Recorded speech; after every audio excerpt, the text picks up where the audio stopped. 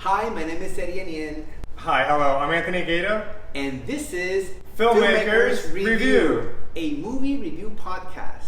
Thanks for tuning in. Today we'll be reviewing the film The Shift, and here's Eddie, my colleague and buddy, to tell you more about that film. Hello, everyone. Hi. I know it's been a little while. It's all my fault. It's not Anthony's fault. I had been super busy with film school for a while, but that's done. And here we are again to talk about the movies. And this time around, we are going to be talking about The Shift, which is brought to us by Angel Studio, the same studio that brought The Sound of Freedom, which was a huge success both because it was a really good movie and because it went really well at the box office. And now it brought us The Shift. So, anyway, let's throw it back to my good friend and colleague Anthony. What are your thoughts about the movie The Shift? I mean, I have a few thoughts, like quite a few. I mean, it was overall, I liked the movie. Let me just say that. So it was a good movie. I mean, it basically is it reminded me a lot of The Matrix. It was like I thought it was interesting, the multiverse. How he's going from one world to another world, and he's supposed to be leader of this world, but however he's trying to return to someone else who's in Hmm. another world. So it's like a movie. There's there's a lot of good messages in the movie. I guess that's what I would overall have to say initially. How about you, Hmm. Eddie? What was your No, it's positive? interesting that you thought about like the Matrix in that sense. I hadn't thought about it that way. The things that I liked about this movie, first of all, I want to congratulate the director Brock Heasley. Let me give him a hand for making a movie for $6.4 million Very with impressive. two named actors. Uh, Neil, I'm not gonna say the last name because it's really difficult for me. And Sean Austin. Um, and man, 6.4, it was really well done, the movie. The main actor is Christopher Polaha, and to date, the movie has made about $11 million. And for that, I saw great set design. There were a good number of background actors. There were like elaborate police costume with they had a mask and everything. Talk about Matrix slash Star Wars with them having these masks and whatever. And so that was really well. The cinematography was good. So there was a lot of positive things in that sense. Something else that Uh, you might want to add, Anthony? Yeah, I mean, so the other, I don't know if you mentioned Molly Gardner. She's like the other one of the leads. So her that's the character, and her real name is Elizabeth Tabish. Who she also Hmm. appeared in other religious movies such as The Chosen and like a Christmas special of The Chosen.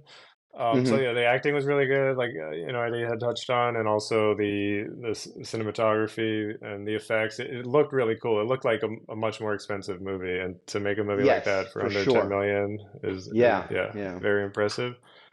So like the main point, my takeaway of this movie is basically it's like a guy who gets dragged through the gutter by way of different Hmm. worlds, and he's doing everything he can just to meet up with his rock, the woman of his dreams that he's Hmm. Hmm. who barely even knows that he still exists. So it's that kind of Yeah. it's almost like he's sacrificing everything. So it also reminds me of the Passion of the Christ as well as the Matrix. It has that kind of feel. And then when you throw Interesting. in a villain like the benefactor, Eddie, you know about the benefactor. I mean, this guy's like the devil in like the flesh. Y- He's like yeah. he has just this evil kind of feel every time you see him on the big screen there. But it adds a nice touch to the movie. Like it's the good versus evil, yin versus yang, that kind of thing. Like, I Yeah, mean, yeah. yeah, it's a whole lot going on. It's a really good story. It's entertaining. And things get dicey for Kevin Gardner, along the way, Hmm. and Hmm. there's decisions that have to be made that, life and death decisions, kind of like red pill, blue pill kind of thing, that Uh-huh, uh-huh. aspect. Like and Yeah, yeah. morals, ethics, all that comes into play. Like it has a lot of messages within the movie.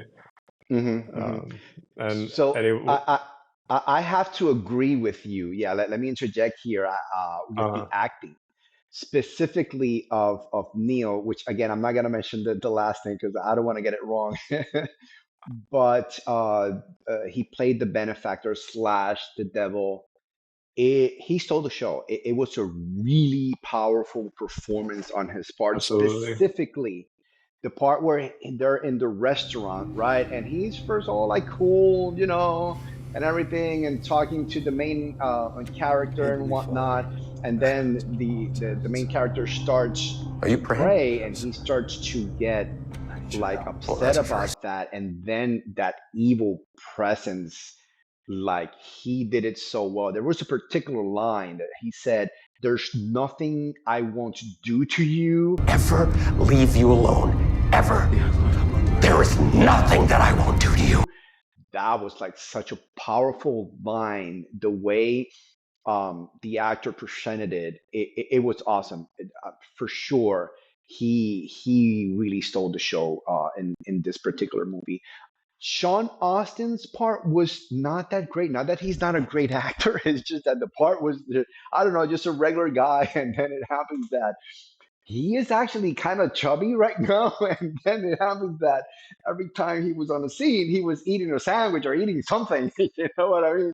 So anyway, but again, going back to the budget, had these two really great name actors in the movie for that budget was really amazing. So what else, Anthony? What else you have for us? Oh, for so like Eddie said, it's the presence that the character development I would like to touch on. Specifically Mm-hmm. like the presence of the benefactor. He's just seems really bad from the beginning, not so good, and then it just keeps escalating, getting more not good, more like he's not a Mm-hmm. nice guy Mm-hmm. at all throughout the movie, and he develops into a worse character each time. Mm-hmm. He's as the story progresses, and yeah, the acting again is good. So it's the thing that I like to like I like multiverse movies. It's just not easy to do well. The Mm-hmm. one thing this movie did well was it gives you a good backstory, like a good history of kind of each world, even if they're there for a short amount of time in the film, whether it's Mm-hmm. a minute or two in this other world. Some are more futuristic worlds, others are not so futuristic. Mm-hmm. It Mm-hmm. lets you see how things are, how they could be, how they might be, how they would be, Yeah, how yeah. they're going Well, to be, well, perhaps. yeah. Let me Yeah. interject here because one of the things that I did not like, it's my for me, my taste. I don't particularly like the multiverse thing. It always seems really convoluted for me. That's why I didn't. That was one of the things that I didn't like about the last animated Spider-Man movie and the last Doctor Strange movie.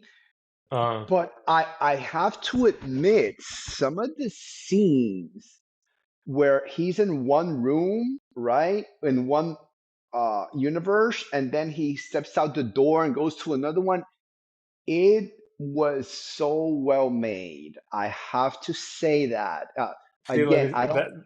that scene, it was like I was like, oh, Mr. Anderson's on the other side of the door. It was like the Matrix, like had like a Matrix like moment there. It made me think of Yeah, it. yeah. So that was really well done and really well executed, those particular scenes. Although again, I don't like the whole multi-universe and you're different persons in different universe. But anyway, um Yeah. there was So for me, another. like Yeah. regarding the multiverse, the I agree. Like I said, it's not easy to do well. So I think they did a really good job of portraying as many different verses, like multiverses as they did, or worlds, if you want to call them that. Hmm. Hmm. The main thing about each world is that they all seem to have a leader. So that's important as Yeah. well. Yeah. Even when he runs into himself, like another version of himself, it's that kind Hmm. of Spider-Verse mentality where Miles runs into himself. The Spider-Man runs into his other self in another universe Hmm. kind of Hmm. thing. So that's cool. Just but also I just wanted to mention the comparables for the movie. It reminded me also of Inception, a film by Christopher Nolan, just the like a dream Inception, in a dream, interesting. like a world in a world kind of thing. And then Uh-huh, the uh-huh. movie The Butterfly Effect with Ashton Kutcher, how when you do something in this part of the universe, it's going to affect this part of the universe. So like Yeah, yeah. if in this world this happens, then this is going to happen. So in this movie here, The Shift, it was like you take someone out of their family, sometimes their family doesn't even remember, like acknowledge, like know that they're still in existence. It's like they were never even born in that world, and then Yeah, they're yeah, out yeah, living yeah. in another world, and sometimes they're spending the rest of that world missing, like, mourning the loss of them, even though they're alive and well in another world. So that's Uh-huh, uh-huh. cool. Yeah, it also had like a Messiah feel. Like it was like the Matrix and also a Messiah feel, and then the benefactors Uh-huh. like the devil and uh, Kevin Garner there, played by Christopher Polaha, who was also in Jurassic World Dominion that came out last year in 2022. Hmm. It reminded me of a lot of movies, so I like the movies. Eddie, did you have anything else to add, or Yeah, yeah, in regards to other things that I I I didn't like too much about the movie. I think the pacing could have been a little bit more, let's say, you mean it was moved forward. like it Some was of the it parts was felt a little slow, bit or slow for me. For me, again, yeah, I'm an action guy, so yes, some of it same, yeah. became a little bit slow. Besides the fact that it's a little bit convoluted for me, and like this is kind of funny. Like the first pickups scene from like his wife, right, in the bar. It was like she came up to him and she was like, man, you're the loneliest, sorriest person I have ever seen, or something like Was it? that. Yeah, it was like you're the sorriest excuse for a person at a bar or something. Like, Yeah, like, something like like, that. And I was, if somebody said that, it was like, what, woman, get away from me, something like that. But uh, yeah, that was a bad line. But anyway, um, and I want to mention something else. It's not that I don't like this. It's just the way that I see it. There are Christian movies made for Christian audiences, right? Like the Chosen series, God's Not Dead, etc. And they have a specific language slash way that they present the Bible or a principle or the message, right? And then there are movies like The Sound of Freedom, who are made by Christian filmmakers, producers, actors, whatever, right? But it's intended for the general public. And the message, it's very differently portrayed or shown, right? I found that in this movie, being like a sci-fi movie that is not necessarily for just Christian audiences, I think the messaging was a little bit too much on the nose for the style of the movie. Okay. Um, I know but what you're all saying. in Yeah, that all, makes sense. Yeah. yeah, but all in all, I think it's a good movie. So anyway, do you have any final thoughts, Anthony? I'll just wrap up here, give it a rating. So yeah, it is a bit on the nose. It's kind of like a biblical story, but or either way, whatever the story is meant to be, like the messages are out there, like spelled out. And I guess nowadays I've heard that that's almost needed for the way things are these days. Like so much gets looked past because very little is. It's more like the world is more distracted or more like on the go, so things sometimes Hmm. need to be more spelled out. I've been noticing. So yeah, the guy, he gets dragged essentially through the gutter, and he's doing everything he can to get back to his rock. A woman who barely even knows he exists. So that I feel like is a relatable story for a lot of people. Also has like a Messiah feel. A good story. Hmm. It was a bit slow, like Eddie had said. It had its ups and downs throughout the movie. I enjoyed it. It was entertaining. It was a refreshing film to watch. Overall, I'd give it a 7.0. And Hmm. Eddie, how about you? What would you say about the Yeah, film? I thought again that the movie was really well made for such a low budget, 6.4 million for a movie like this. That was awesome. Um, again, I think a little bit of the multi-universe thing, it's a little bit convoluted for me. I have to. Uh-huh. I just remembered one more point before I make my final Okay. rating here. I remember also one part that the policemen are following the main actor and he's running and they're just like walking in slow motion and that was one of the other slow parts of the movie. But anyway, I Like a do slasher think movie. Like yeah. N- it, Like Mike it Myers felt, or yeah, Jason it or felt Freddy. Yeah. awkward, yeah, because the guy is running right Or Mr. fast, Anderson. and Yeah. and Mr. yeah, Anderson. and, and the cops are just in slow motion walking. It's like, Uh-huh. what in the world?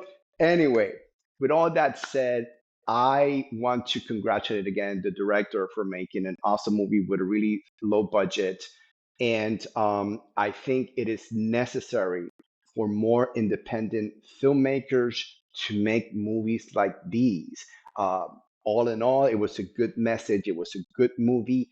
And my rating is of 7 as well. So I think for the All right. first time ever, we've given Samesies. the same Same. rating to a movie. So there you have it.